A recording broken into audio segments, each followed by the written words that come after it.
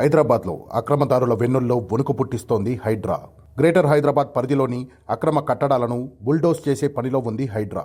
పాత కొత్త అనే తేడా లేకుండా ధనిక, సినీ, రాజకీయ వర్గాలకు చెందిన ఏ ఒక్కరిని వదలకుండా కబ్జాలకు పాల్పడితే కూల్చుడే అంటోంది. తెలంగాణలో కాంగ్రెస్ అధికారంలోకి వచ్చిన తర్వాత గతంలో భూ ఆక్రమణలకు పాల్పడిన వారి భరతం పట్టే పనిలో ఉంది. ప్రభుత్వ ఆస్తుల రక్షణ కోసం సీఎం రేవంత్ రెడ్డి హైడ్రా వ్యవస్థను తీసుకువచ్చారు. ప్రభుత్వ ఆస్తుల సంరక్షణే లక్ష్యంగా ఆ వ్యవస్థను ఏర్పాటు చేశారు. హైడ్రాకు ప్రత్యేక అధికారం ఇస్తూ ప్రోత్సహించడంపై ప్రజలు హర్షం వ్యక్తం చేస్తున్నారు.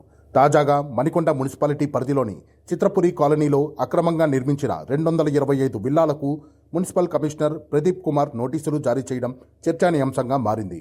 గత ప్రభుత్వం హయాంలో గొంగచాటుగా అనుమతులు పొందారని, వాస్తవానికి G+1 అనుమతి పొంది అక్రమంగా G+2 నిర్మాణాలు చేపట్టారని 15 రోజుల్లో నోటీసులకు వివరణ ఇవ్వాలని కమిషనర్ పేర్కొన్నారు. వివరణ ఇవ్వడం జాప్యం జరిగినా, నిర్లక్ష్యంగా వ్యవహరించినా కూల్చివేతలు తప్పవని నోటీసుల్లో హెచ్చరించారు. గత పాలక వర్గంలో తప్పుడు నిర్ణయాల వల్ల చిత్రపురి సొసైటీకి 50 కోట్ల మేర నష్టం వాటిల్లిందని తెలిపారు. కొంతకాలంగా చిత్రపురి కాలనీలో జరిగిన అవకతవకల గుట్టును రట్టు చేయాలంటూ ఫిర్యాదులు రావడంతో మణికొండ మున్సిపల్ కమిషనర్ నోటీసులు జారీ చేశారు.